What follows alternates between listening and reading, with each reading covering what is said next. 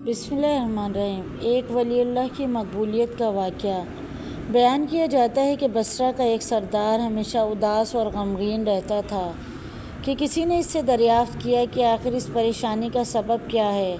اس پر سردار نے جواب دیا کہ بات کہنے کی نہیں پر کہی جاتی ہے کہ مجھ سے ایک ولی اللہ کی خدمت میں کچھ بے ادبی ہو گئی تھی، اس لیے ڈرتا ہوں کہ قیامت کو اس کے مواخذے میں گرفتار نہ ہو جاؤں۔ واقعہ یہ پیش آیا کہ میں ایک مرتبہ زیارت بیت اللہ کو چلا اور سب دوست اور عزیز و اقارب رخصت کرنے آئے۔ حسب دستور کچھ دور چل کر میں نے سب کو لوٹا دیا، مگر ایک شخص زید جو میرے خواص میں سے تھا واپس نہ ہوا اور اس نے میرا پیچھا نہ چھوڑا۔ مجبور ہو کر میں نے اس کو جھڑک دیا کہ بیت اللہ کو جانا بھی کوئی آسان سمجھا ہے جو میرے پیچھے پیچھے چلے آ رہے ہو۔ میرے پیچھے پیچھے نہ آؤ اور میرے ساتھ نہ چلو، اور جس راستے سے تیرا جی چاہے چلا جا۔ کہنے لگا، اے آقا، کیا خدا اس پر قادر نہیں کہ تم کو زادِ راہ جلد پہنچا دے اور مجھ کو بے یار و مددگار چھوڑ دے؟ یہ کہہ کر اس نے اپنی راہ لی اور میں اپنے راستے سے چلتا بنا۔ راستے بھر کہیں وہ مجھ کو نظر نہ آیا، واللہ اعلم کہاں پوشیدہ ہو گیا۔ جب خدا کے فضل سے مناسک حج سے فارغ ہو کر میں مدینہ طیبہ کو چلا تو کیا دیکھتا ہوں کہ زید آ گیا اور سلام کہہ کر میرے پاس بیٹھ گیا۔ میں نے حیرت سے پوچھا کہ حج کر آیا؟ کہا ہاں۔ پھر میں نے طنزاً کہا، حج کی سند بھی ملی؟ تو کہنے لگا، کیسی سند؟ وہ کس کام آتی ہے؟ میں نے کہا، حج کرنے والے کو بیت اللہ میں غیب سے چٹھی آتی ہے جس میں لکھا ہوتا ہے فلاں بن فلاں حج کو آیا تھا اور اس کا حج قبول ہو گیا۔ پھر اس سند کے ذریعے قبر اور حشر کے عذاب سے نجات ہوتی ہے۔ یہ سن کر زید روتا چلاتا بیت اللہ کو واپس چلا گیا۔ جب میں حضور اقدس صلی اللہ علیہ وآلہ وسلم کی زیارت سے فارغ ہو کر لوٹا تو کیا دیکھتا ہوں کہ زید پھر آ گیا، اور پھر سلام کے بعد ایک چٹھی اس نے میرے سامنے رکھ دی جو ایک نہایت عمدہ ریشمی کپڑے میں لپٹی ہوئی تھی، جس میں زید کے بارے میں عذاب قبر اور حشر سے نجات کے لیے لکھا ہوا تھا۔ یہ دیکھ کر میرے ہوش اڑ گئے۔ پھر ذرا سکون ہونے پر میں نے معلوم کیا کہ زید بتا تو اس کی حقیقت کیا ہے، آخر یہ معاملہ تیرے ساتھ کیسے پیش آیا؟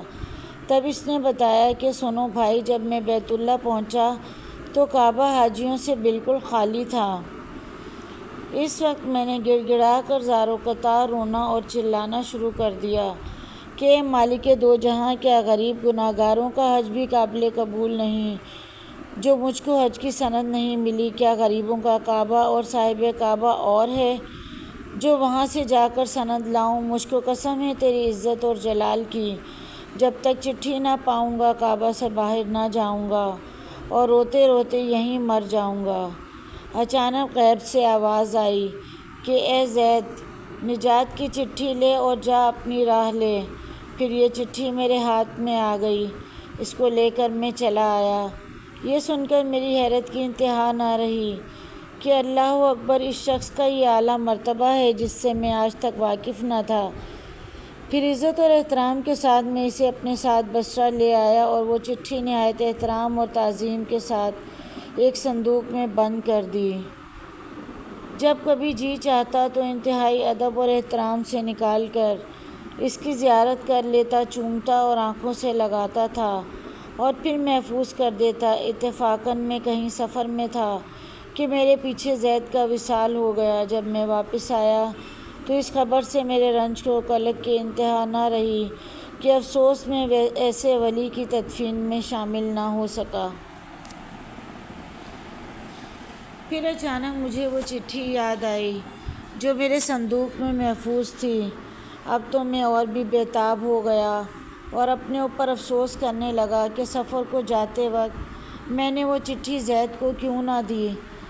پھر اپنا مہر شدہ صندوق منگا کر دیکھا تو اسی طرح بامہر بند تھا۔ جب میں نے صندوق کھولا تو اس میں چٹھی نہ پائی۔ اب تو میرے غم و الم کا کوئی ٹھکانہ نہ رہا اور ایک حشر کا عالم برپا ہو گیا۔ زار و قطار رونے لگا اور روتے روتے سو گیا کیا دیکھتا ہوں کہ طرح طرح کی سجی ہوئی جنت میں زید سر پر ایک تاج رکھے ہوئے زرق برق لباس میں تخت جواہر پر جلفہ افروز ہے اور اس کے چاروں طرف حوروں کے جمگٹے ہیں۔ میں نے قریب جا کر سلام کیا تو اس نے کہا اے آقا اس قدر پریشان کیوں ہو؟ میں نے کہا مجھے یاد نہیں وہ چٹھی تو نے مجھے دی تھی۔ کہنے لگا وہ تو یہ ہے اور اسی کی بدولت یہ دولت و حشمت مجھ کو حاصل ہوئی۔ اب آپ کچھ تردد نہ کیجیے، میں اپنی منمانی مراد کو پہنچ گیا۔ یعنی جو اللہ کا ہو جاتا ہے اللہ تعالیٰ اس کی سب مرادیں پوری کر دیتا ہے۔ دعا ہے اللہ تعالیٰ ہم سب کو بھی اس واقعے سے سبق حاصل کر کے اس پر عمل کرنے کی توفیق عطا فرمائے، آمین۔